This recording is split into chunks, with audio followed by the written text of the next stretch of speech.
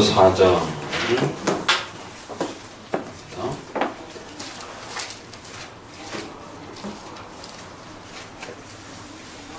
오늘은 연결해서 아가서 4장 또 후반부를 살펴봅니다. 아가서 4장과 함께 또 우리가 좀 봐야 될 부분들은 신명기 22장 들어갑니다.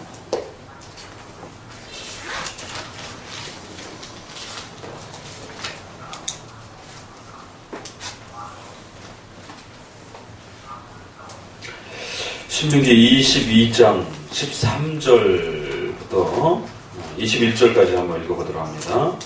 신명기 22장 13절 여기서도 결혼에 대한 아주 중요한 구약의 또 표현들이 소개가 됩니다. 특별히 10계명의 7계명을 소개하면서 부부관계 속에서 일어나는 다양한 또 그 내용들을 또 케이스 바이 케이스 형태로 이렇게 소개를 하는데요. 여기는 아주 참 독특한 그런 이제 내용들이 소개가 됩니다. 22장 13절 같이 읽도록 합니다. 누구든지 아내를 취하여 그와 동침한 후에 그를 미워하여 비방거리를 만들어 그에게 누명을 씌워 가로되 내가 이 여자를 취하였더니 그와 동침할 때 그의 처녀의 표적을 보지 못하였노라 하며 그 처녀의 부모가 처녀의 처녀인 그를 얻어가지고 그 성읍문 장로들에게로 가서 처녀의 아비가 장로들에게 말하기를 내 딸을 이 사람에게 아내로 주었더니 그가 미워하여 비방거리를 만들어 말하기를 내가 내 딸의 처녀인 표적을 보지 못하였노라 하나 보라 내 딸의 처녀인 표적이 이것이라 하고 그 부모가 그 자리 옷을 그 성읍 장로들 앞에 할 것이요 그 성읍 장로들은 그 사람을 잡아 데리고 이스라엘 처녀에게 누명 씌움을 인하여 그에게서 운 100세겔을 벌금으로 받아 여자의 아비에게 주고 그 여자로 남자의 평생에 버리지 못할 아내가 되게 하려니와 그 일이 참되어 그 처녀에게 처녀의 표적이 없거든 처녀를 그 아비 집 문에서 끌어내고 그 성읍 사람들이 그를 돌로 쳐 죽일지니 이는 그가 그 아비 집에서 창기의 행동을 하여 이스라엘 중에 악을 행하였음이라. 너는 이와 같이 하여 너희 중에 악을 제할지니라. 아가서를 계속해서 보면서 이제 본격적으로 4장, 5장, 6장으로 넘어가는 이 표현 속에 남녀의 그러한 부부의 사랑과 아주 그 깊은 그 친밀함들이 아주 극에 달하는 그러한 표현들을 또 쏟아내면서 부부의 이 사랑과 또 서로를 사모하고 섬기는 그러한 그 친밀성의 깊이들을 아주 풍성하게 드러냅니다. 이제 이러한 그 부부의 이러한 친밀한 그 깊은 관계들을 정확하게 이 본문의 흐름을 따라 잘 이해할 때 결국 그것이 모형론적으로 넘어가면서 그리스도께서 그의 신부인 교회와 나누는 그 사랑의 깊이가 어느 정도인지 그것을 부부 안에서 이루어지는 그 친밀함의 아주 풍성함들이 어떤 방향으로 그렇게 펼쳐지는지들을 보면서 그리스도와의 교회의 또 이러한 풍성함들을 또 우리가 더욱 깊이 또 연결해서 보게 됩니다. 1차적으로는 그럼에도 불구하고 그 토대가 되는 부부간의 사랑과 또 결혼이라고 하는 또 그 결혼 안에서 이루어지는 또 정서적인 유대감, 또 성적인 유대감 이런 모든 부분들이 또 얼마나 귀하고 소중한 것인지 그래서 두 부부가 결혼을 통해서 가정을 세워가는 이 영광스러움들이 얼마나 복된 것인지 또 그러한 결혼이라고 하는 이 독특한 창조 질서의 이 위대함들을 또 그렇게 그리스도와의 교회와의 연합으로 또 우리가 또 연결해서 볼 수가 있는 것입니다. 지난 우리가 민수기에서도 본 것처럼 역시 부부 안에서 일어날 수 있는 이 순결함에 대한 정조에 대한 문제들을 아주 예민하게 파고들면서 특별히 이스라엘 백성들 안에 그 여성들을 성적으로 학대하고 폭행하는 그리고 여성들을 버리려고 하는 이런 못된 그러한 또 남자들의 이 성적 학대에 대한 부분들을 하나님께서 얼마나 엄중하게 이렇게 또 막으시는지 또 거꾸로도 돌려서 또 역시 만약에 여자가 부정한 상태로 그렇게 남편을 속였으면 그 저주를 받아서 하나님 앞에 죽는 심판의 이런 또 형벌을 면치 못할 것이다라고 아주 강하게 경고하는 것을 보게 됩니다. 그러니까 이제 이러한 장면들을 통해서 우리는 이제 구약 여기저기들을 이렇게 살펴가면서 이 결혼이라고 하는 이 창조적 질서, 그리고 또 그것이 비록 타락 이후에 죄의 그 영향을 받고 있지만 그럼에도 불구하고 또 중생한 신자의 그 가정에 하나님께서 이 결혼이라고 하는 이 복된 영광스러움들을 어떻게 펼쳐내시는지, 또 일반은총 차원에서는 불신자들의 세계 속에서도 사회적으로 이러한 그 부부의 성에 대한 부분들을 강력한 법으로 그 사회의 최고의 보호를 받을 수 있도록 그렇게 보호해가는 것을 보게 됩니다. 결국 그렇게 보호하지 않으면 국가 시스템 전체가 붕괴가 될 수도 있고 또 가정 전체가 붕괴가 될 수 있는 위험성이 있는 것입니다. 그런 것처럼 또 우리 교회로 돌려보게 되면 또 역시 교회 안에서도 신앙의 토대가 되기도 하고 또 교회에 또 교회를 이루어가는 토대가 되기도 하고 또 남녀가 부부로 만나서 결혼이라고 하는 이 풍성함 안에서 또 성장해가는 신앙의 또 이런 소중한 또 발판이 되기도 한다는 것을 배워가게 됩니다. 결국 계속적으로 성경이 어디까지 이러한 결혼의 이러한 그 풍성함들을 끌어내고 있는지, 또 그러한 그 결혼의 풍성함들의 남녀의 이 사랑과 부부의 이러한 서로의 사모함들이 얼마나 깊은 것인지들을, 그것이 하나님으로부터 세워진 이러한 질서요 또 선물이요 은혜라라고 하는 이러한 풍성함들을 계속해서 우리가 또 배워가면서 우리 안에 한쪽으로 이렇게 잘못 세워져 있는 중세 천년처럼 결혼은 더러운 것이다라고 하는, 악한 것이다라고 하는, 성은 더러운 것이다라고 하는, 이거를 반드시 극복하고 깨내셔야 됩니다. 우리 유교도, 유교주의도, 또 불교주의도 다 이원론적 체계 속에 구축되어 있기 때문에 이러한 그 삶에 대한 이런 부분들을 아주 더럽게 취급하는 부정탄다라라고 하는 이러한 표현들도 그렇고 여전히 그런 더러움에 대한 이런 물질을 더럽게 취급하는 이런 인식이 무지하게 강하단 말이에요. 그리고 또 이제 한편으로는 오늘 우리 시대의 동성애 문제라든가 아주 심각한 성 파괴에 대한 성 정체성에 대한 이 창조 질서를 파괴하는 이 무서운 또 7계명의 도전 앞에서 결국 성경이 우리에게 가르치는 합법적인 하나님께서 세워주신 결혼이라고 하는 이 성을 통해서 이루어지는 영광스러운 그 하나님의 위대한 또 이 창조 질서, 그리고 그러한 창조 질서 안에서 이루어지는 그 성적인 부부의 연합의 그 아름다움과 또 복된 또 그러한 선물로서의 그러한 가치, 그래서 결혼이라고 하는 합법적인 가치, 또 그 결혼이라고 하는 합법적 가치 안에서 이루어지는 부부간의 성적 연합에 대한 이 친밀함들이 얼마나 복된 것인지, 또 얼마나 순결하고 얼마나 거룩한 것인지, 이 두 개의 가치가 중세시대의 종교적인 타락의 이러한 그 위험으로 결국 결혼이라고 하는, 성이라고 하는 부부의 이 소중한 가치를 잃게 만들었던 이런 도전, 또 사회적으로 정체성을 혼란케 만든 이런 동성애 문제들이 시급하게 지금 우리 시대에 도전하면서 결혼이라고 하는, 또 그 결혼 안에서 이루어지는 이러한 그 성에 대한 이 정체성들을 아주 다른 방식으로 또 그렇게 공격해야 되는, 그러니까 이제는 합법적인 남녀의 결혼이라고 하는 그 질서 자체도 이제 공격해내면서 왜 굳이 남녀가 또 굳이 결혼이라고 하는 그 틀에 묶여야 되느냐라고 하는 그 합법성에 대해서 아주 강력하게 도전하고 있는 그런 시대를 맞고 있단 말이에요. 그래서 우리는 더더욱 아가서의 이러한 말씀들을 통해서 7계명도 배우고 그 7계명을 토대로 해서 그 부부의 신비로운 그 연합과 하나됨의 이 놀라운 그런 친밀함들을 끌어내셔서 또 그리스도와의 그 신부된 교회와의 그런 합법적인 사랑, 또 그 친밀함, 이런 부분들을 아주 풍성하게 또 이렇게 배워갈 수 있다는 것입니다. 그러니까 한편으로는 종교적인 이러한 그 잘못된 율법주의적인 생활적 율법주의에 대한 물질과 음식을 또 결혼을 더럽다라고 취급하는 이런 아주 악한 귀신의 가르침과 같은 이러한 악한 가르침들로부터 막아내야 되고 사회적 그러한 그 공격으로부터 이런 부분들을 이제 더더욱 아가서를 읽어내면서 하나님께서 창조해 주신 세워주신 그러한 결혼이라고 하는 또 부부의 질서라고 하는 또 성이라고 하는 이러한 그 하나님의 질서 자체가 얼마나 아름답고 복된 것인지.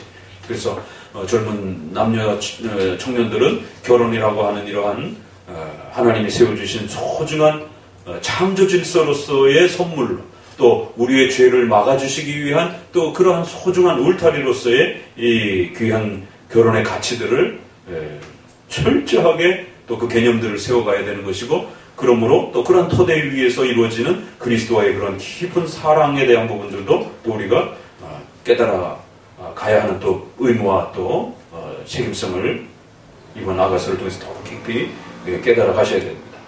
오늘 본문에는 여성의 그 정조에 대한 문제를 끄집어냅니다. 또 여기서도.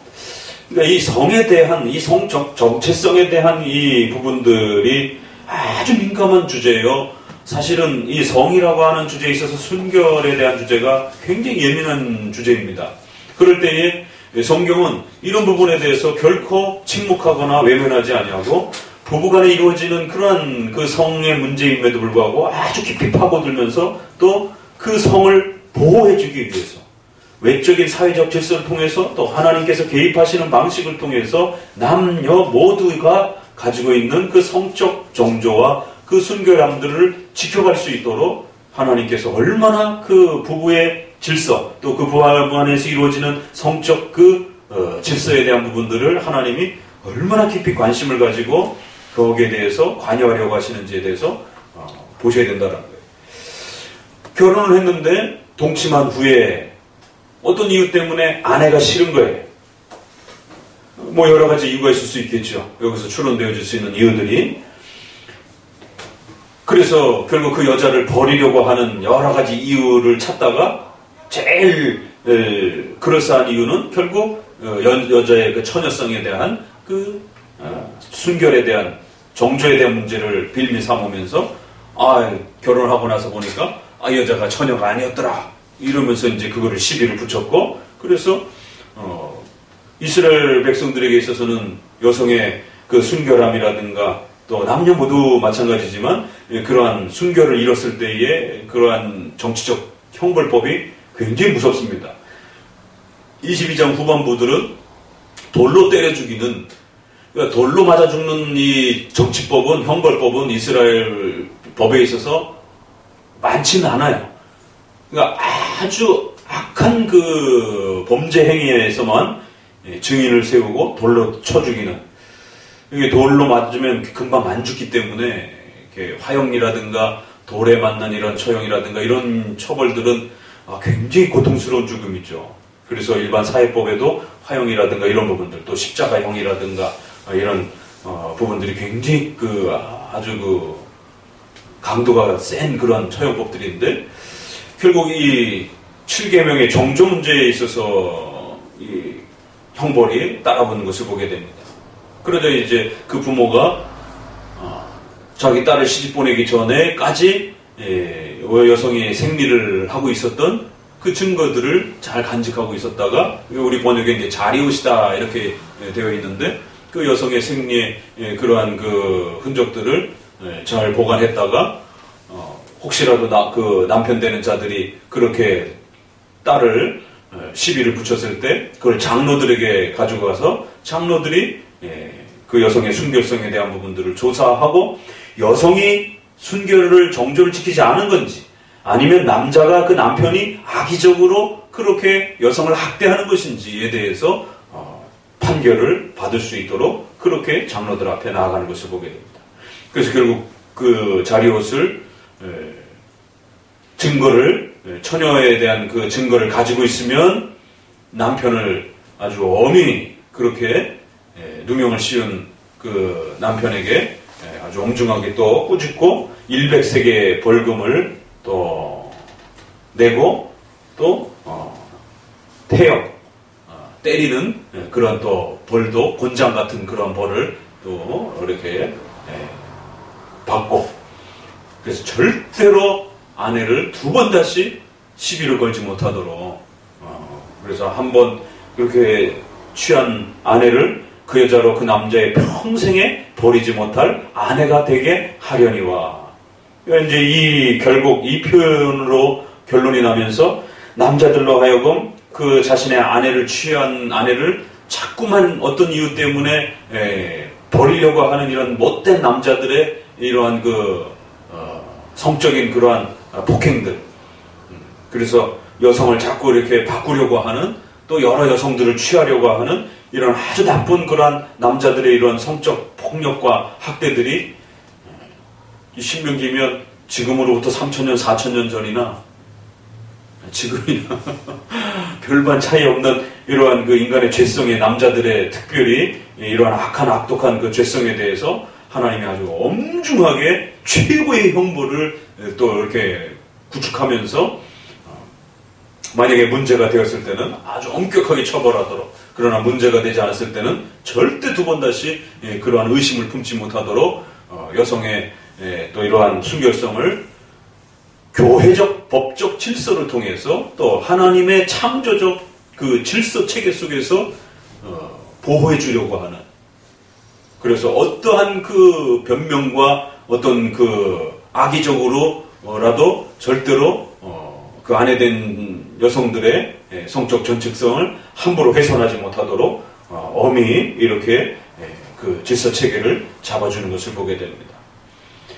그러니까 이제 이런 부분들을 보게 되면 이스라엘에 있어서 그 부부지간에 일어나는 이러한 그 성적 정죄에 대한 이런 문제들이 참 오늘날도 국가법이 이 부부 문제의 성적 정죄에 대한 문제를 어디까지 들여다봐야 될 것인가가 판사들도 굉장히 난해해야 하는 것이에요. 얼마 전에 그래서 간통죄가 없어졌잖아요.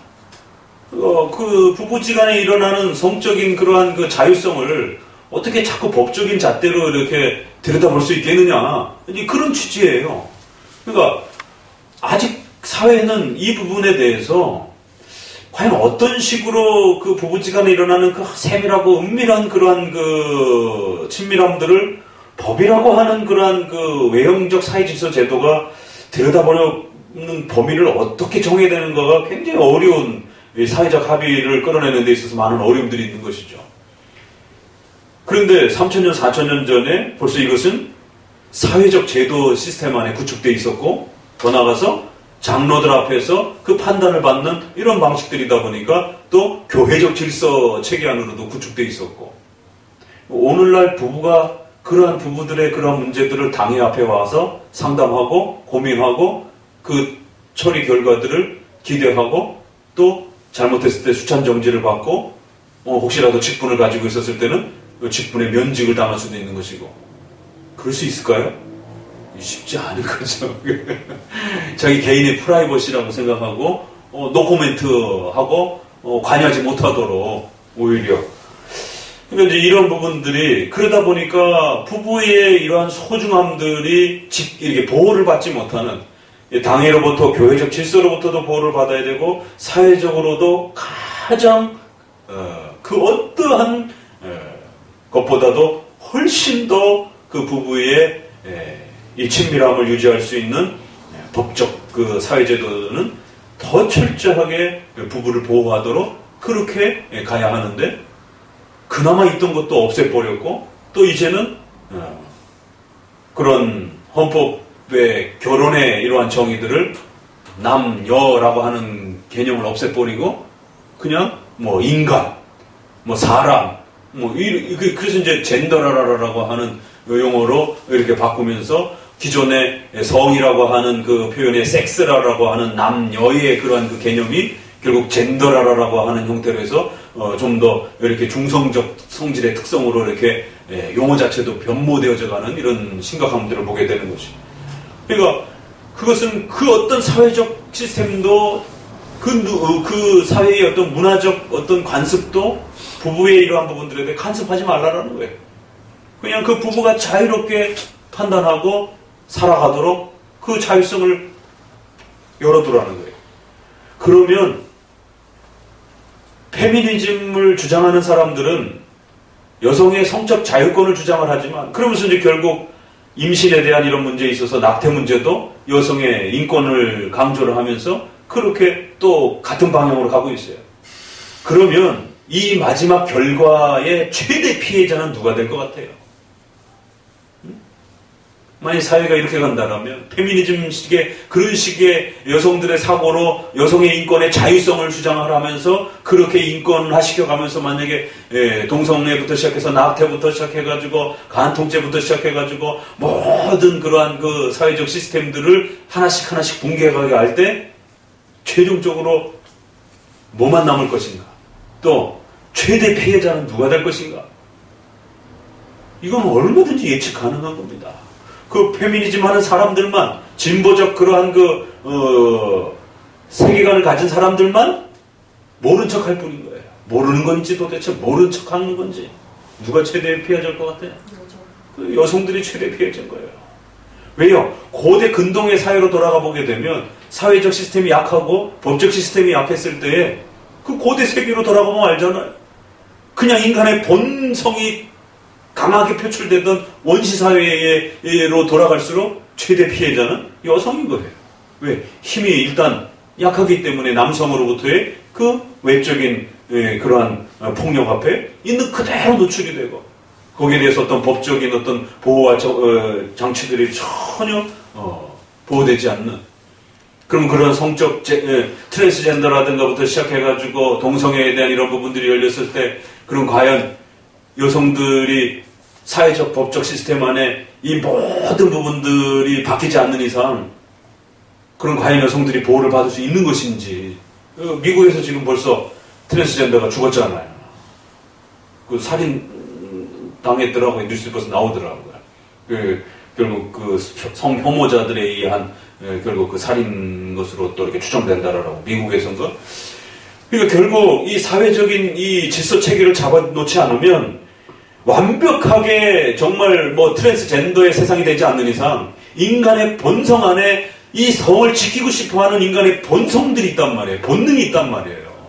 그거가 충돌되어지는 성적 자유가 과연 사회 시스템 안에 이게 강력한 법의 어떤 형태로 모든 성적 평등을 동성애를 열어놓고 낙태를 열어놓고 여성의 성적 자유권을 열어놨을 때 그러면 사회가 가장 완벽하게 자유를 누릴 것 같아요. 여성들이? 그렇지 않습니다.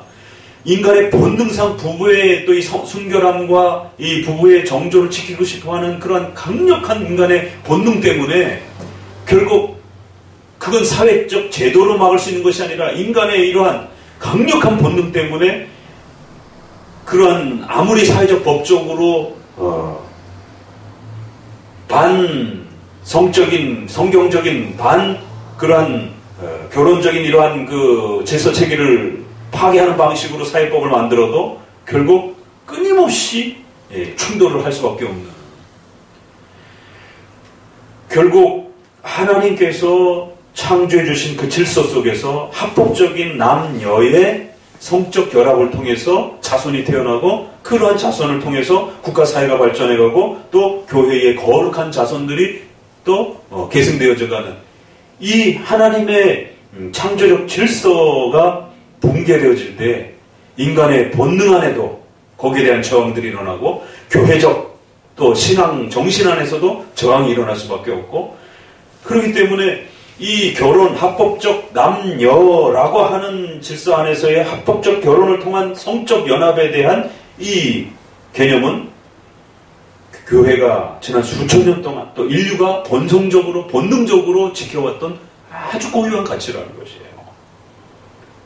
그러니까 이거는 사회적 법적 제도가 없었을 때도 또 교회적인 어떤 그 제도가 아니어도 원시 사회로 돌아가도 아무리 그 수준이 떨어지는 아프리카의 이런 원시 사회도요.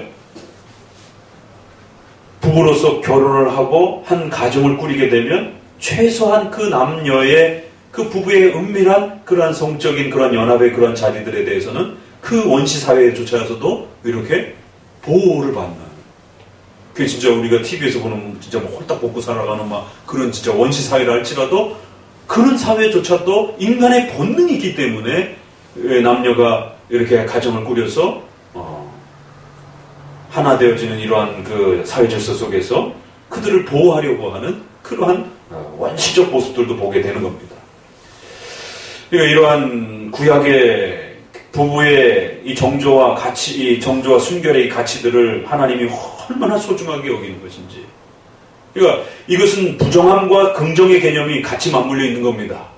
하나님이 창조해 주신 그 합법적인 남녀, 그러니까 옛날에는 남녀를 말할 필요도 없이 그냥 결혼이라고만 말해도 되는데 이제는 목회자가 부지런히 남녀를 말을 해야 돼요. 이게 이제 동성애와 성젠더가 끊임없이 지금 도전을 하고 있다 보니까 결혼은 반드시 외민의 또 우리 고백이 있는 것처럼 벌써 500년 전에 한 남자와 한 여자가 결혼을 하는 이렇게 정의를 내렸잖아요. 그러한 합법적 결혼 안에서 이루어지는 성은 가장 소중하고 가장 축복된 거고 가장 귀한 거고 그건 사회적으로도 보호를 받아야 되고 그건 교회적으로도 가장 위대한 가치로서 보호를 받아야 되는.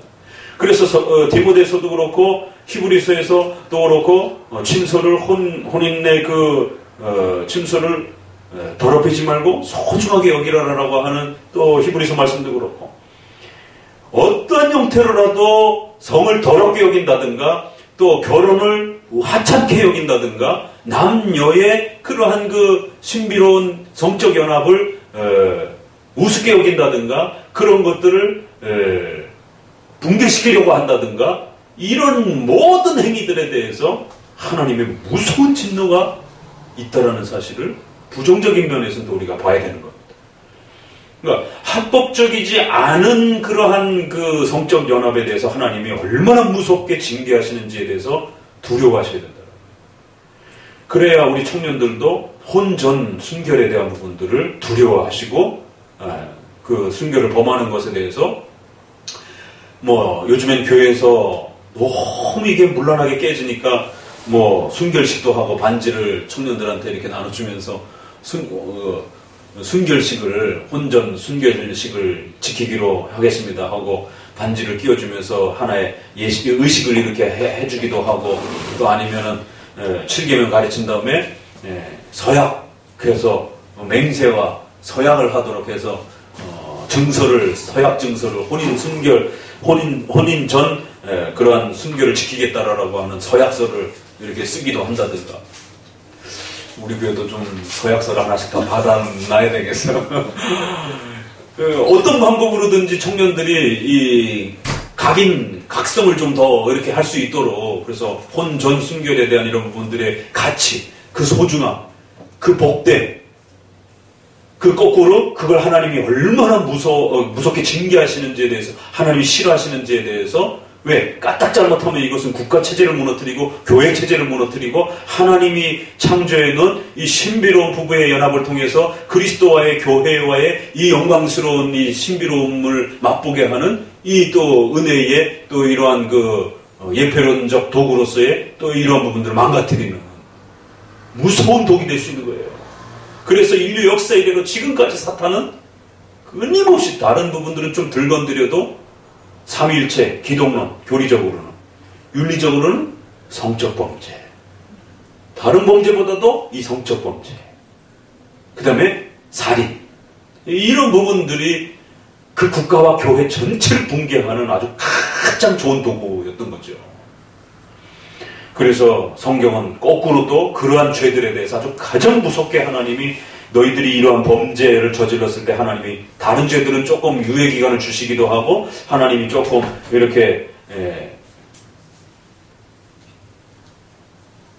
정상 참작을 좀 해주시기도 하고 여러 가지 이 상황들을 좀 더 이렇게 살펴주기도 하시고 이러지만 특별히 이 부부간에 이루어지는 이러한 범죄들 또 뒷부분에는 결혼이 아닌 바깥에서 일어나는 성적인 범죄들 그래서 강간이라든가 이런 음란의 이런 행위들이 일어났을 때에 뒷부분은 이제 결혼하지 않은 처녀 총각들이 그러한 성적 범죄를 행했을 때에 가차없이 죽이라는 거예요. 뭐 이거는 뭐 어떤 다른 그 유예하는 벌로 뭐 벌금을 뭐 조금 주고 갖다 벌금 주고 이런 것 자체가 없어요. 그냥 최하가 그냥 사형이에요.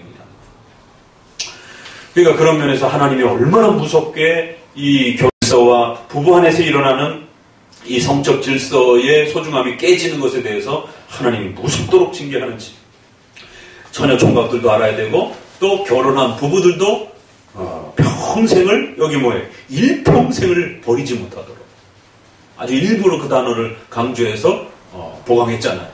절대로 두 번 다시는 아내를 시비 걸거나 그렇게 아내의 처녀성을 의심해가지고 또다시 시비를 걸지 못하도록 아주 엄중하게 그렇게 경고하는 방식으로 그렇게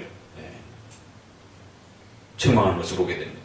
그러면 부정적으로 하나님이 얼마나 무섭도록 싫어하시는지에 대해서 알려주면서 또 한편으로는 부부 안에서 너희가 이루어졌을 때는 일평생 동안 하나님께서 그 부부를 지켜주시고 그렇게 그 부부 안에서 이루어지는 성은 얼마든지 하나님이 축복해주고 거기에 지난번에 우리가 민수기에도 본 것처럼 임신이라고 하는 그 소중한 축복도 하나님께서 부여해 주실 것이다라고 하는 어마어마한 또 그 부부 안에서 남녀가 이루어지는 합법적인 결혼 안에서 이루어지는 성적 연합 속에는 부부간의 즐거움뿐만 아니라 행복함뿐만 아니라 거기에는 자녀가 태어나고 그 자녀로 인해서 어떤 자녀가 태어날지 아무도 모르잖아요. 거기 왕이 태어날 수도 있고 훌륭한 학자가 태어날 수도 있고 훌륭한 인물이 태어나서 그 부모를 영광스럽게 해줄 수 있는 그런 위대한 자손들이 또 태어날 수도 있는 거잖아요. 그런 모든 복들을 하나님이 너희에게 그 부부로서 지켜지는 일평생 부부로서 지켜지는 그 합법적인 결혼의 그 부부관계의 질서 안에 부어주시겠다는 거죠. 한쪽으로는 또 긍정적인 그런 또 복들의 약속. 얼마나 귀한 겁니까? 그러니까 계속해서 하나님이 세워주신 결혼이라고 하는 이 가치가 얼마나 소중한 것인지 이 결혼이라고 하는 가치를 파괴하려고 하는 단 요만큼의 어떤 시도도 절대로 여러분 안에 시도되거나 그렇게 마음에 생각이 들지 않도록 항상 조심하셔야 됩니다. 그래서 결혼을 하지 않으려고 하는 그러한 혼자 이렇게 생을 살려고 하는 그러한 마음도 역시 또 더 나아가서는 순결을 지키지 않으려고 하는 그러한 마음들도 역시 이런 모든 결혼을 향하여 가는 모든 그런 준비 단계 또 결혼을 하고 나서 부부가 일평생 동안 지켜야 되는 그러한 또 의무관계 이런 모든 부분에 있어서 결혼을 파괴하려고 하는 결혼 안에서 이루어지는 그 부부의 성적 친밀함을 파괴하려고 하는 그 어떤 행위에 대해서도 단 하나라도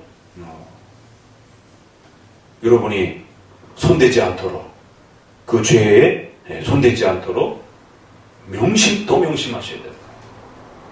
그래서 한편으로는 두려워하셔야 되고 그럼에도 불구하고 또 한편으로는 교회 안에서 합법적으로 그렇게 국가 질서 안에서 합법적으로 남녀가 결혼해서 부부 안에 이루어졌을 때는 하나님조차도 이렇게 귀하게 여겨준다는 거예요. 그럼 베드로가 고넬료가 불렀을 때 정결법에 의해서 더러운 것과 깨끗한 것을 평생토록 생각하면서 살았잖아요.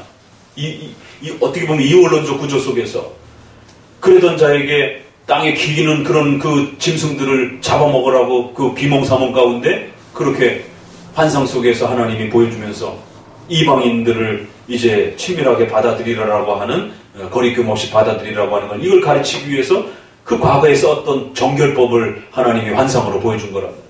그러면서 베드로에게 결정적으로 하신 말씀이 3번이나 베드로가 자꾸 거부하니까 하나님이 깨끗게 하신 것을 너희들이 더럽다라고 하면 안 된다라고.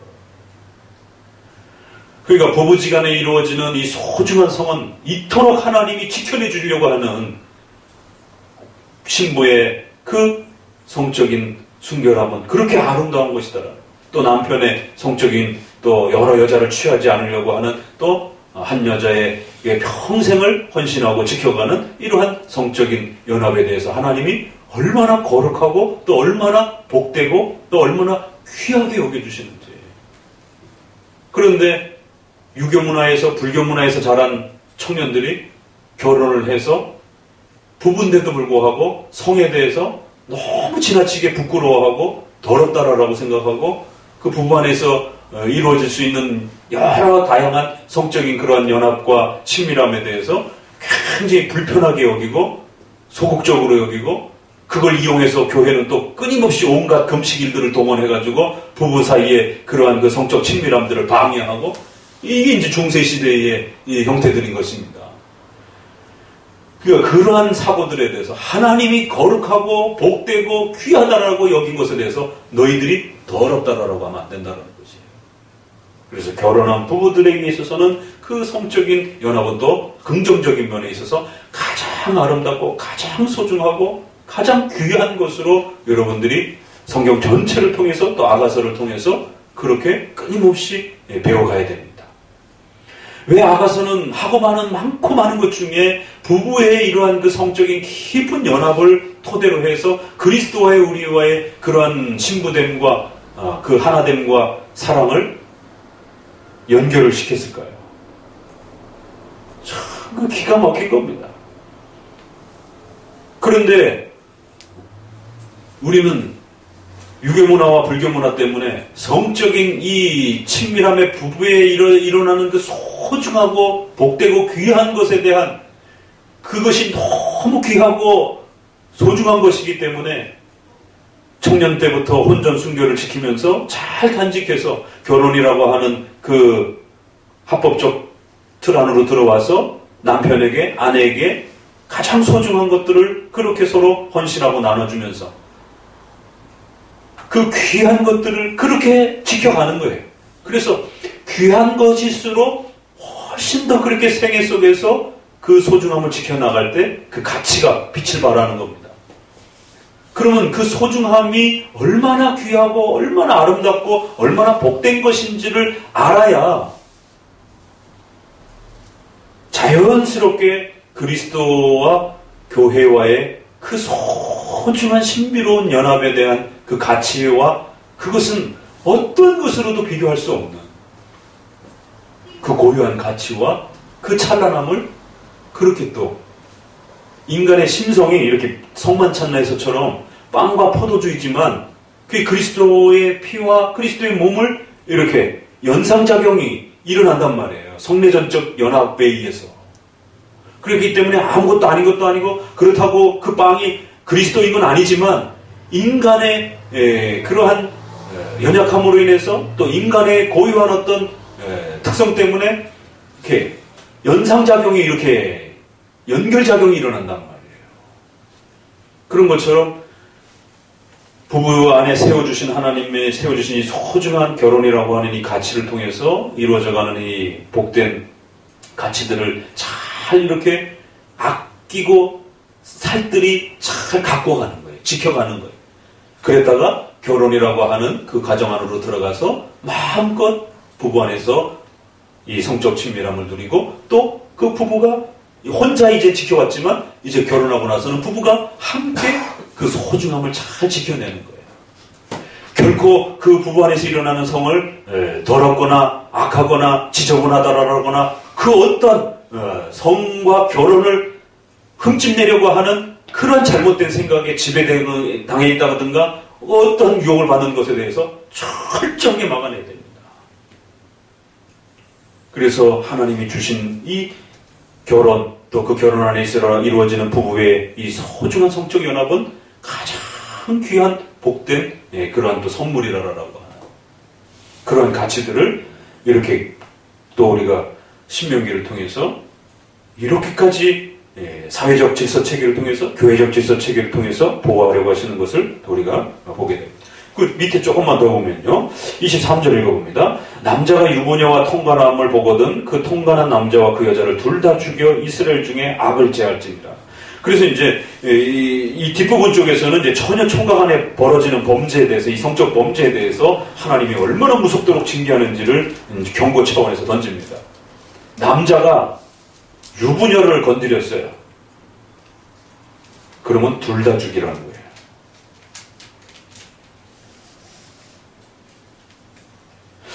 23절 처녀인 여자가 남자와 약혼한 후에 이스라엘은 약혼은 거의 결혼에 준합니다.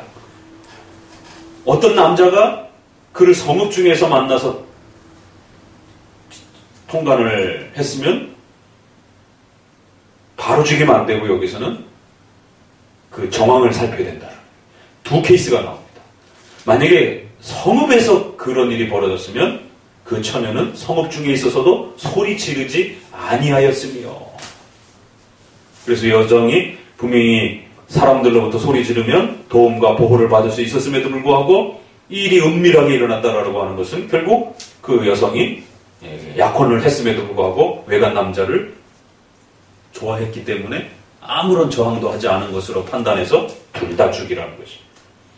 그러나 만약에 약혼한 처자가 들에서 아무도 보호할 수 없는 그러한 아무리 저항해도 도움을 받을 수 없는 그런 들에서 만약에 강간을 당했으면 남자만 죽이라는 것이. 27절에 그 약혼한 처녀가 소리를 질러도 구원할 자가 없었습니다.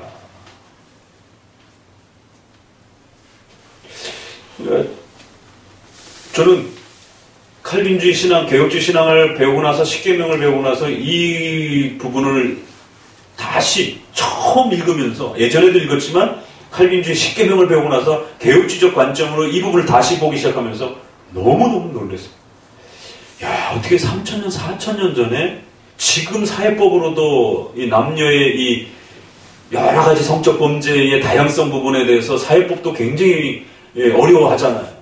또 여성의 그러한 정당방위의 그러한 그 개념들을 어디까지 적극적으로 펼쳐낼 것이냐, 소극적으로 펼쳐낼 것. 서양은 조금 더 적극적으로 펼쳐냈는데 우리나라는 굉장히 유기적 문화라 여성의 그 저항성에 대한 부분들을 적극적으로 이렇게 많이 펼쳐내지 않아요. 그래서 막 강간 당하려고 했다가 뭐 여성이 폭력을 휘두르다가 남자 눈을 실명케 했다든가, 뭐 남자 또 그 급소를 걷어차가지고 남자가 뭐 성불구자가 됐다든가 이러면 오히려 여성이 감옥을 가게 되는 이런 케이스들이 굉장히 많단 말이에요. 어쩌다가나 여성이 정당방위로 무죄로 풀려나는 경우는 거의 뭐 10% 20% 얼마 안 될 정도로 적단 말이에요. 그런데 3,000년 전, 4,000년 전에 여성이 성폭행을 당했을 때, 또 남자가 성폭행을 했을 때 그 경우성들을 전부 다 케이스 바이대로 살펴봐 주는 겁니다. 그래서 둘 다 죽여야 될 경우가 2번 있고, 하나만 죽여야 될 경우가 하나 있고, 둘 다 살려줘야 될 때가 한 케이스가 있어요. 4케이스 중에. 그리고 이제 마지막 케이스는 처녀 총각들 안에서 일어난 범죄예요. 29절을 읽어봅니다.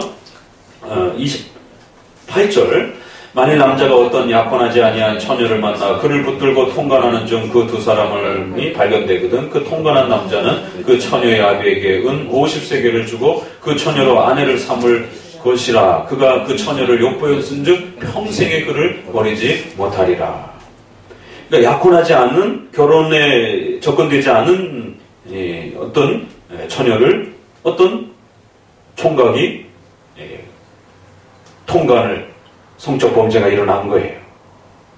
그럼 이게 어떤 경우로 일어났는지는 이제 더 이상 많은 정보를 소개하고 있지는 않지만, 그렇게 두 남녀가 성적 범죄가 일어났으면 거절할 수 있는 자유도 있어요. 이스라엘 이제 이렇게 보게 되면 여성 쪽에서 그 남성이 전혀 모르는 상태에서 만약에 어떤 성적 범죄가 일어났으면 거절할 수 있는 자유도 있어요. 돈으로 배상을 받는 것이죠. 여기도 보면 그 부모의 명예를 실추시켰기 때문에 배상을 하고 그리고 결혼을 하는 거예요. 그냥 결혼하는 게 아니고. 그런데 이제 여기서는 결혼으로 유도하는 걸 보게 되면 이렇게 좀 더 이렇게 같은 그룹 안에 이렇게 좀 더 친밀함 안에 있었던 이제 그런 경우. 그래서 여성 쪽에서 충분히 수용할 수 있는 자유가 좀 더 주어지는 것을 보게 됩니다. 그래서 여성이 만약에 그 남성을 성폭행을 당했을 때 수용하겠다라고 하면 결혼이라고 하는 제도 안으로 신속히 집어넣어 주라는 거예요. 그래야 첫 범죄는 어쩔 수 없을지라도 2번째 범죄에 빠지지 않도록, 3번째 범죄에 빠지지 않도록 빨리 결혼이라고 하는 그 안전장치 안으로 집어넣어 주라는 것이에요. 이 케이스가 어디서 나오죠? 유명한 그 강간 사건. 그렇죠. 압살롬의 누이 다말, 그리고 그 압살롬의 형 암논이 이제 큰아들이란 말이에요. 그러니까 같은 배다른 누이가 마음에 들어가지고는 그렇게 연모하다가 결국 끙끙 앓는 척하면서 자기를 음식 대접을 해달라고 이렇게 아주 잔머리를 써가지고 여동생이 혼자 들어오게끔 이렇게 만들어 놓고는 결국 성폭행을 저질렀단 말이에요. 그런데 우리 청년들은, 아니 우리 자매들은 꼭 알아야 됩니다. 이 성경의 이 본문이 아주 굉장히 특이한 본문이에요. 단순한 역사적 사건으로도 우리가 또 이렇게 이해될 수도 있지만 여기에 아주 남자들의 아주 못된 그 아주 본성적인 아주 성적 악함의 아주 본성적인 모습이 나옵니다. 여성을 성적으로 취하고 나면 그 여성에 대해서 흥미와 관심도가 확 급격히 떨어져 버리는.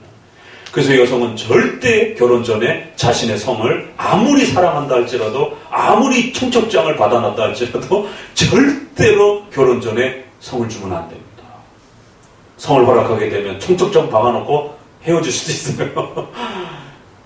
자기가 사모하고 그 관심을 가졌던 그 여성에 대한 모든 흥미가, 성적 그 흥미, 관심도, 또 사랑, 연모함, 이런 모든 부분들에 대한 관심도가 아주 급격히 떨어지면서 그 여성에 대해서 등을 돌려버리는, 이걸 암논의 어떤 한 독특한 케이스로도 볼 수 있지만 보편적으로도 맞는 또 내용이란 말이에요.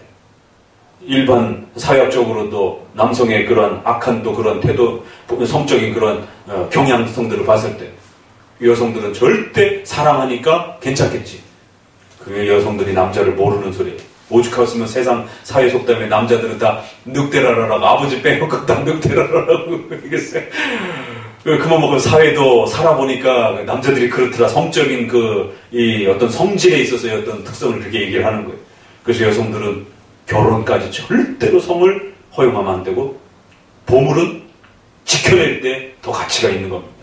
그러니까 암논이 그렇게 동생을 범하고 나서는 급격히 동생에 대한 흥미가 떨어져 버리니까 외면을 해버리는 거예요.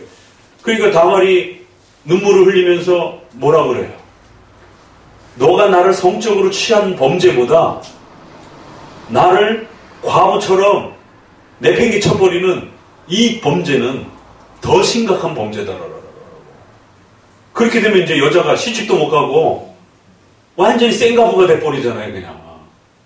그럼 이스라엘 법에 의해서 결혼이라고 하는 이 안전장치로 들어가지 못한 그러한 그 여성은 창녀 같은 취급을 받게 되는 겁니다, 이게. 생가부가 되니까. 그러니 여성을 완전히 죽이는 꼴이 돼버리는 거예요.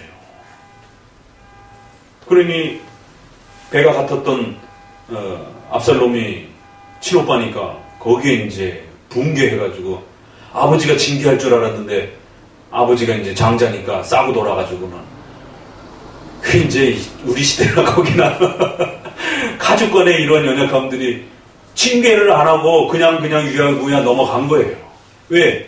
괜히 큰아들 또 흠집 내게 되면 나중에 또 이렇게 왕권이라든가 이런 부분에서 문제가 될 수 있다라고 생각을 한 건지, 아무튼 장자에 대한 그런 사랑 때문에 결국 그래서 압살롬이 그게 빌미가 돼갖고 반란을 일으키는 결정적인 그런 불씨가 되었고, 그래서 암논을 죽이고 또 그 다음에는 아버지까지 왕권까지 빼앗아 갔는지, 이런 엄청난 가족 간에 정말 피비린내 나는 혈투가 벌어지는 다윗의 생애 가장 비참한 그 고통이 거기로부터, 성적 범죄로부터 출발이 되는데 바로 그런 형태로 벌어진단 말이에요.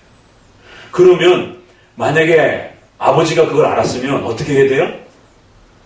이스라엘은 아직까지는 그 결혼 제도에 대한 이런 부분들이 좀 더 열려 있었기 때문에 신속히 배다른 동생이고 또 친척 간에도 결혼을 이렇게 요구하면, 이 다말이 그러잖아요.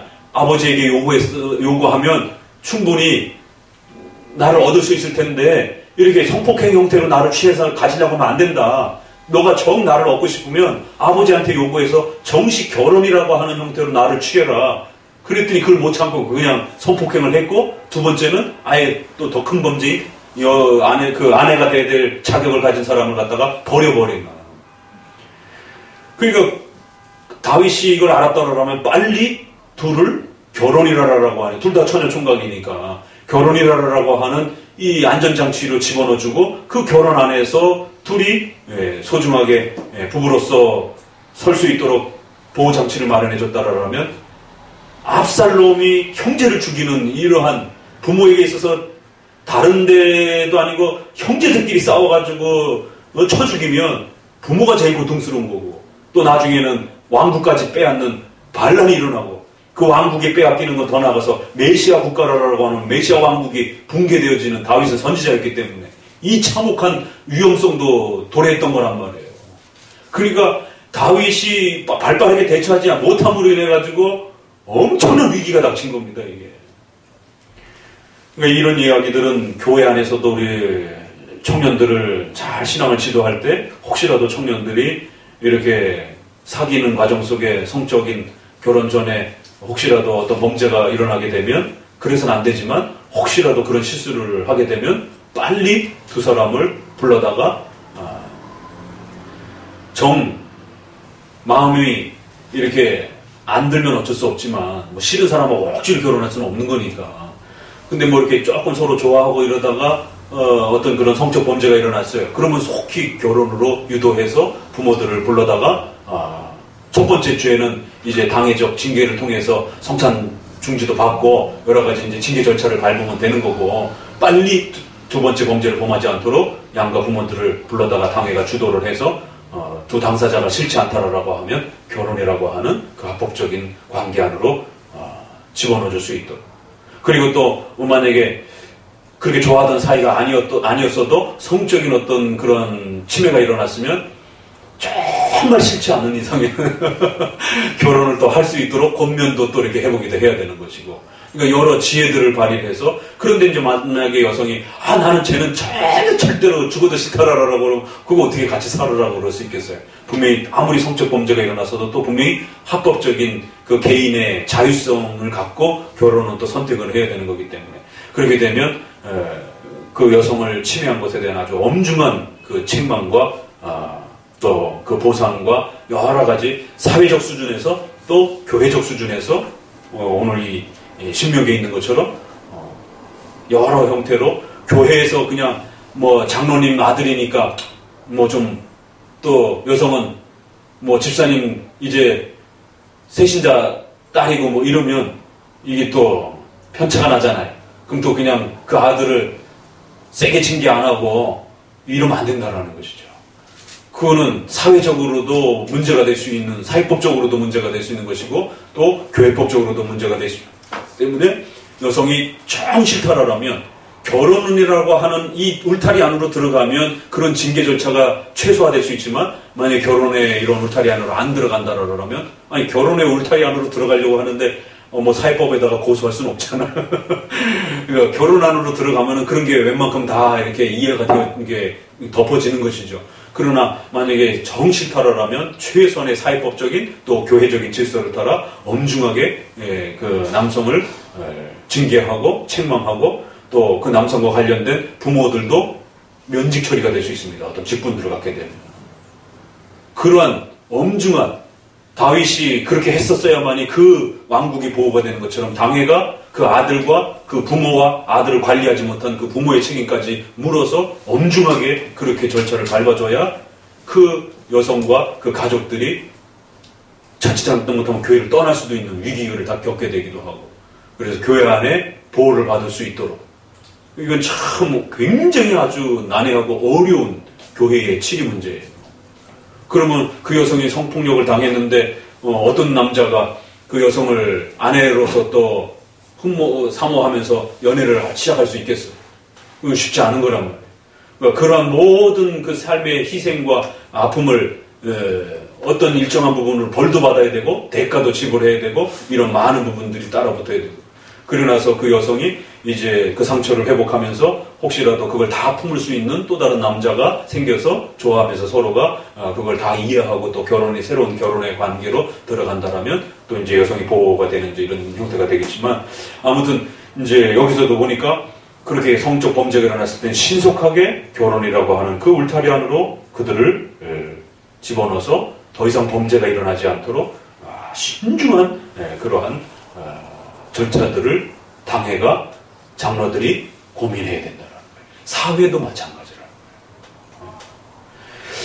그러니까 하나님이 성이라고 하는 것을, 결혼이라고 하는 것을 이렇게 아끼고 소중하게 여기고 그거를 지켜내 주시려고 하는, 그리고는 그들이 더 큰 성적 범죄에 휘말리지 않도록 보호하시려고 하는 이러한 아주 기가 막힌 이러한 또 손길들을, 배려들을 보게 되는 겁니다. 성이 이렇게 귀하기 때문에 그런 거예요. 자, 아가서로 넘어가 봅시다.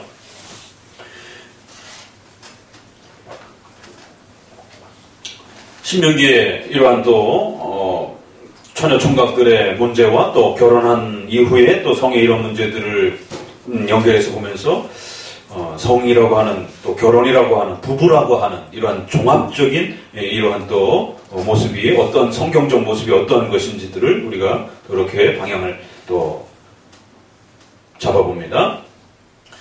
자, 아가서 4장 이제 지난번 뒷부분부터 8절부터 읽어봅니다. 나의 신부야, 너는 레바논에서부터 나와 함께하고 레바논에서부터 나와 함께 가자. 아마나와 스닐과 헤르몬 꼭대기에서 사자굴과 표범산에서 내려다보아라. 나의 누이 나의 신부야, 내가 내 마음을 빼앗았구나. 내 눈으로 한번 보는 것과 내 목에 구슬을 함께 밀어 내 마음을 빼앗았구나. 나의 누이 나의 신부야, 내 사랑이 어찌 그리 아름다운지. 내 사랑은 포도주에 진하고 내 기름의 향기는 각양 향품보다 승하구나. 그러니까 이제 4장 1절부터 앞부분이 아주 그 여성의 성적 아름다움이죠.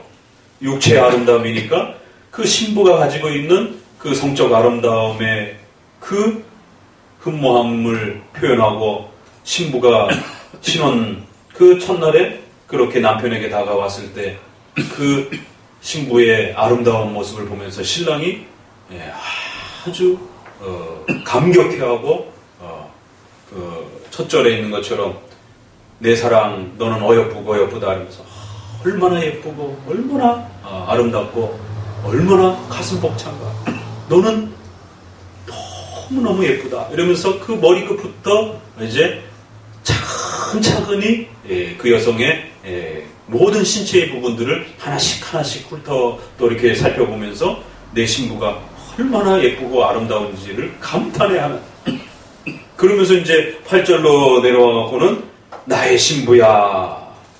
그러니까 아가서에서는 내 사랑아 이런 표현도 굉장히 많이 반복이 되죠. 또 그리고 또 내 신부, 나의 신부 이런 표현도 아주 중요한 용어로 계속 따라붙습니다. 그러니까 여기서도 몇 구절 안에 8절, 9절, 10절, 11절 내 신부야, 12절 나의 누이, 나의 신부, 그리고 또 여기는 나의 누이라는 표현, 이렇게 자기 신부를 여러 표현으로 가장 사랑스러운 표현으로 끊임없이 극찬을 하면서 내 신부가 얼마나 예쁘고 아름답고 얼마나 찬란한지 그 여성의 성적인 아름다움에 아주 그 신랑이 마음껏 취해서 아주 그 즐거워하고 기뻐하는, 그러니까 이것은 신랑이 그 신부를 얼마나 이뻐하고 소중하게 여기고 그 사랑을 흠모하고 사모하고 감격스러워하는지를 이건 정말 문자 그대로 읽어내면서 느껴져야 되는 거예요. 신랑에게 신부는 그런 가치가 있는 거예요. 그러니까 그 성은 결혼 전에 더 소중하게 잘 간직되어져야 되는 겁니다. 몸과 성은 하나로 일체되어 있는 거기 때문에. 그렇게 소중하고 아름다운 것이 이제 신랑 앞에 이렇게 펼쳐지는 그러한 모습을 신랑이 아주 감격스럽게 쏟아내요. 뭐 이것은 이제 또 거꾸로 신부가 신랑을 극찬해야 할 때도 또 역시 마찬가지인 것이죠. 나의 신부야, 내가 내 마음을 빼앗았구나. 너가 나의 마음을 전부 사로잡았다는 거예요. 내 눈으로 한 번 보는 것과 한 번 보고는 완전히 그냥 매료가 돼버렸다는 거예요. 나의 신부를 그렇게 보고서는 마음이 빼앗겨서 황홀함에 그렇게 빠져버렸다는 거예요. 너의 목에 그 목걸이가 구슬개미로 깨어져 있는 그러한 아름다운 그러한 그 목줄기로 타고 내리는 그러한 목선을 또 이렇게 표현하면서 너의 모습이 얼마나 그렇게 나를 황홀케 하고 내 마음을 다 빼앗아갈 정도로 그렇게 너의 모습을 바라보면서 완전히 나는 마음을 빼앗긴 자가 되었더라. 그러면서 10절에 내 신부야, 너의 사랑이 어찌 그렇게 아름다운가. 너의 그 사랑은 포도주 같고, 포도주는 이스라엘에 있어서 이스라엘 자체를 나타낼 때도 쓰기도 했고 또 열매를 나타낼 때도 아주 굉장히 중요한 상징적 도구입니다. 아주 최고의 그러한 그 도구예요. 왜냐하면 그 포도는 이제 그 열매로부터 이제 모든 걸 평가를 하기 때문에. 그래서 아주 최고의 그 과실수로서 신구약에서 포도는 아주 굉장히 귀한 걸로 이렇게 쓰여지잖아요. 그래서 그 신부의 아름다움을 그 포도에 비유하면서 그 포도의 달콤함과 내 기름의 향기는 그 어떤 향품보다도 아주 향기가 날 정도로 그렇게 너의 몸에서 나오는 그런 향기가 나를 취하게 만든다는 것이죠. 우리 남자 청년들은 이 아가서 4장을 꼭 좀 외우시든가 중요한 표현들만 외우시든가 꼭 좀 이렇게 그 새겨두세요. 셰익스피어의 그 어떤 글보다도 사랑하는 자기의 아내와 결혼할 또 신부를 이렇게 멋있게 극찬하게 표현하는 표현이 과연 있을 수 있을까? 로미오와 줄리엣의 그 세레나데보다 100배는 더 내 입술에는 꿀방울이 톡톡톡톡 떨어지고 내 혀 밑에는 꿀과 젖이 차고 넘치는구나. 내 의복의 향기는 레바논의 그 향기처럼 나를 취하게 만드는구나. 이게 신랑이 신부에게 입맞춤을 해본 거야. 그러니까 입맞춤을 해보고 나니까 얼마나 황홀하고 기쁘고 즐겁고, 우리 아가씨 1장에서 첫 저기에서는 신부가 나에게 입 맞춰주어. 너의 입맞춤이 얼마나 그리운지라고 이렇게 그냥 시작하자마자 그냥 쏟아내 놓잖아요. 여기서 거꾸로 신랑이 내 신부의 입맞춤이 그 입술이 얼마나 나를 감격스럽게 만들고 나를 취하게 만들고 나를 황홀하게 만들고 나를 감격스럽게 만드는구나. 너 때문에 내가 사랑에 취해서 내 마음도 뺏기고 내 모든 것도 다 뺏기고 그렇게 완전히 너에게 사로잡혔다는 거예요. 나의 누이 나의 신부는, 그러면서 이제 12절부터 아주 절정의 표현이 쏟아져 나옵니다. 이게 굉장히 어려운 표현이에요. 읽어봅시다. 나의 누이 나의 신부는 장근 동산이요 덮인 우물이요 봉안샘이요 내게서 나는 것은 석류나무와 각종 아름다운 과수와 고베라와 나도초와 나도와 보나온과 참포와 제수와 각종 유향목과 모략과 침향과 모든 귀한 향품이요 너는 동산의 샘이요 생수의 우물이요 레바논에서부터 흐르는 시내로구나. 여성을 샘에다가 비유를 하고 있어요. 그러니까 이제 이것은 우리가 역사적 해석으로 들어가 보게 되면 이스라엘 이 지역은 중동 지역이기 때문에 물이 굉장히 귀하잖아요. 그래서 그 하나님을 우물에다가 비유를 하기도 해요. 예레미야에 보게 되면 우물을 버렸다라라고 이렇게 너의 생명의 근원이 되는 우물을 버렸다라라고 이렇게 표현하기도 하고, 그럴 때 이 샘, 우물은 생명의 근원과 같은 것이기 때문에 이것이 없으면 죽는 거예요.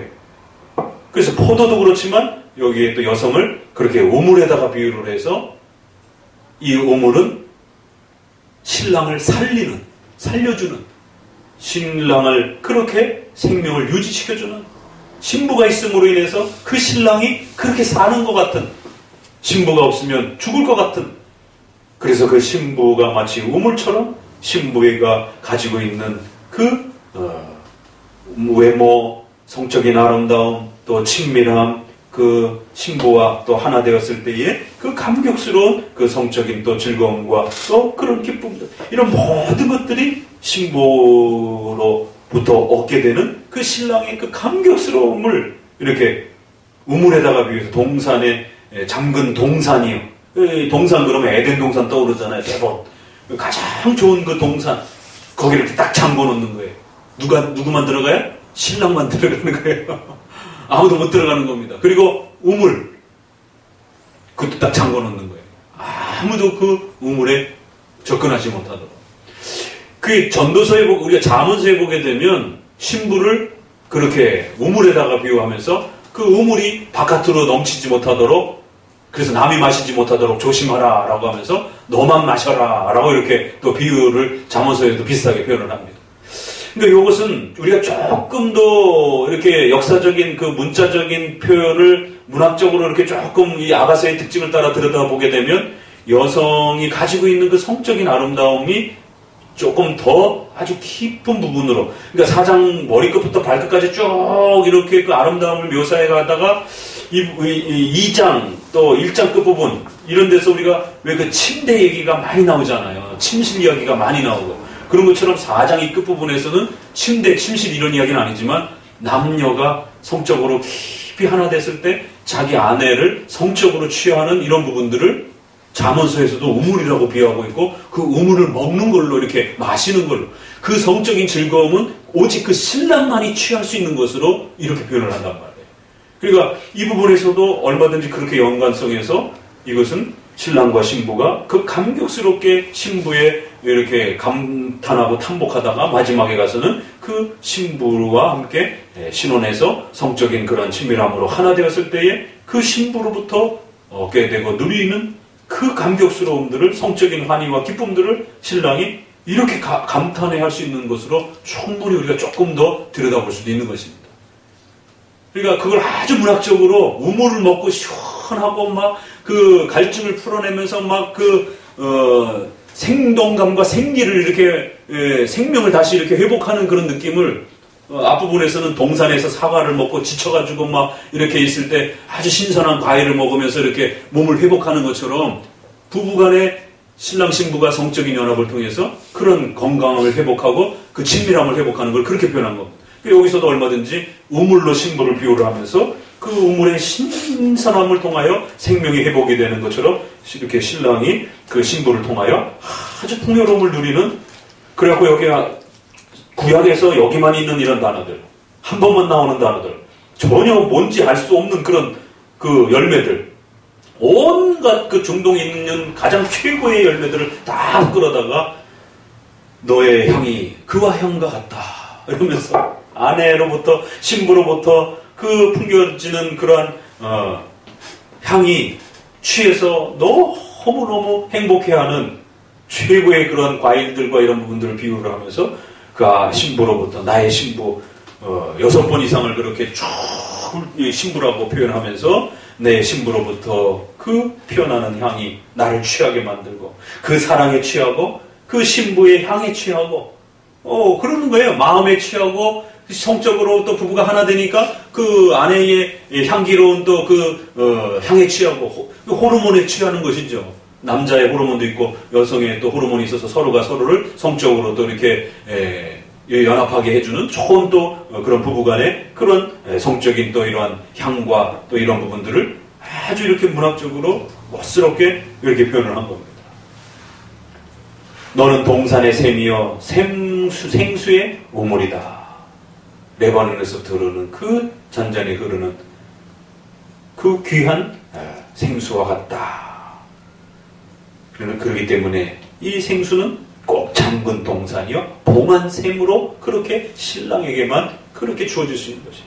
절대로 신랑 외에는 그 신부의 이 성적 아름다움이 노출되어서도 안 되고 나눠져서도 안 되고 절대로 부부의 성을 넘어서서는 순결함이 딴 데로 흘러가서는 안 되는 것입니다. 이 부분 안에 교리적으로 그렇게도 또 우리가 얼마든지 읽어낼 수 있는 것입니다. 이건 오직 신랑만을 위한 것이다. 그러면서 16절 북풍아 일어나라 남풍아 오라 나의 동산에 불어서 향기를 날리라 나의 사랑하는 자가 그 동산에 들어가서 그 아름다운 실과를 먹기를 원하노라. 그게 이제 신부의 표현으로 바뀌어서 바람아 불어라 그러면서 북풍은 좀 시원한 바람이고 남풍은 좀 따뜻한 바람이고 그래서 그 동산을 이렇게 샥 열매 맺게 하는 바람이 따뜻한 바람과 시원한 바람이 교차하면서 그 동산의 모든 열매들이 건강하게 자라면서 그 모든 열매들을 내 신랑이 다 마음껏 취하도록 신랑아 내 동산으로 들어오시오 이런 거예요. 그러니까 그러나 노래처럼 신랑이 마치 그 아내를 동산처럼 샘처럼 표현을 했잖아요. 그러니까 신부가 신랑이여 내 동산으로 들어오세요. 내 우물로 들어오셔서 얼마든지 마음껏 먹고 마시세요. 그리고 그 얘기는 얼마든지 나를 취하세요. 나를 여성으로서 나를 너의 아내로서 취하면서 얼마든지 만끽하세요. 이렇게 초대하는 것이죠.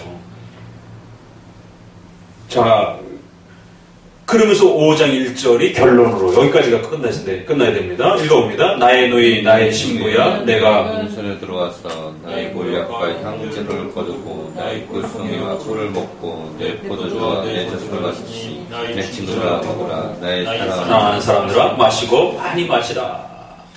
그러니까 이제 신랑이 거기에 화답하는 거예요. 나의 누이 나의 신부야. 또 신부라고 표현하면서 내가 내 동산에 들어와서 내 동산은 바로 신부를 말하는 거죠. 그러니까 직접 대놓고 이 성적인 표현을 안 하는 겁니다. 이렇게 싹 돌려서 상징적으로 또 은유적으로 이렇게 돌려서 표현하면서 내가 내 신부에게 들어와서 내 동산에 들어와가지고 내가 마음껏 이제 마시고 취하고 그렇게 즐길 것이다. 나의 모략 향재료를 거두고 꿀송이와 꿀을 먹고 내 포도주와 내 젖을 마셨으니 얼마나 행복하고 감격스럽고 풍요로운가 라고 하면서 5장에 9번이나 나오는 말이 있어요. 아주 막 감격스러워서 표현하는데 한 절 안에 뭐가 이렇게 많이 반복되죠? 나의, 내, 이건 내 거야. 이건 내 거야. 그 한 절 안에 내 신부, 나의 누이, 나의, 내 거, 내. 세상에. 그런 표현들이 아주 신랑의 감격스러움들이 구구절절해. 이건 내 신부야. 이건 내 거야. 이건 나의 부인이야. 나의. 이런 감격스러움이 아주 극에 달해가지고 그 신부를 마음껏 즐거워하고, 그러니까 또 신부는 어서 오시오 신랑이요 라고 이렇게 초대하고, 또 신랑은 신부요, 내 신부가 얼마나 멋있고 얼마나 이 세상에서 최고인지. 자, 그러면 이제 이거를 모형론적으로 돌려보세요. 그리스도께서 교회를 사랑하시는 그러한 사랑의 그 깊이를 우리가 이거를 또 일일이 이렇게 대조하기는 어려운 부분도 있어요. 그러니까 전체적으로 그리스도께서 교회를 사랑하는 고린도 후서 11장 1, 2절에 보면은 이 아주 유사한 표현이 나오는데요. 2절에 이렇게 표현됩니다. 내가 하나님의 열심으로 너희를 위하여 열심 내노니 내가 너희를 정결한 처녀로 한 남편인 그리스도께 드리려고 중매함이로다. 이건 아가서 말씀하고 아주 잘 맞는 구절입니다. 복음을 받아들이고 영접하는 것을 어떻게 설명할 길이 없는 거예요. 그러니까 바울이 어떻게 표현해요? 이건 마치 내가 중매자가 되어서 신랑인 그리스도에게 너희 신부들을 연결해서 그 신랑에게 그렇게 결혼이라고 하는 그 과정 안으로 인도해서 신부를 초대해서 신랑에게로 데려가는, 그것이 복음이다 이러는 거예요. 순결하고 정결하고 귀한 처녀로 너희들을 그렇게 준비해서 그리스도에게 드리려고 하는 거다. 이 성도들을, 교회를 신부라 이렇게 표현하는 거예요. 우리 그리스도의 몸이요 그리스도의 신부다 이렇게 표현을 하잖아요. 얼마나 감격스러운 표현입니까? 그러니까 이제 요거를 너무 세밀한 거 하나하나를 대입하는 건 어려운 거고, 큰 흐름에서만 이렇게 대입해서 보게 되면 신랑이 신부를 그토록 신랑이 그리스도께서 교회를 그토록 사랑하고 교회를 얼마나 아끼고 소중하게 여기고, 그러니까 다메섹 도상에서 그러잖아요. 바울이 교회 잡으러 가고 성도들 핍박하러 갈 때 바울아 사울아 왜 나를 핍박하느냐라고. 교회를 핍박하는 건 곧 그리스도를 핍박하는 거라는 거죠. 엄히 경고하잖아요. 그러니까 이제 신부가 잠근 동산이요 샘이요 이런 건 뭐겠어요? 신부가 순결함을 지켜야 되는 거죠. 그러면 교회의 순결함으로 얼마든지 연결해서 모형론적으로 끌어낼 수 있는 거죠. 교회는 이 신랑 저 신랑에게 자기 마음을 막 줘서는 안 되는 거예요. 오직 예수 그리스도께서 주신 그 소중한 교리만 잘 지켜내야 되는 겁니다. 교리적 순결함. 그리스도만이 예배를 받으시고 경배를 받으실 수 있도록 오직 잠근 동산이 되도록, 그 입술의 달콤함과 그 신부들의 입술의 달콤함과 이런 것은 그 성도들이 고백하는 찬송, 기도, 또 신앙 고백, 이런 것들이 다 될 수 있는 것이죠. 그게 얼마나 그리스도에게 귀한 거겠습니까? 예수님 믿겠다라고 고백하는 그런 입술들, 그런 혀, 그런 고백들, 그건 아주 귀한 거죠. 또 이런 여러 가지 향품이라든가 향이라든가 이런 것들은 뭐 고린도서에서 성도들은 우리 그리스도의 향이라 이러잖아요.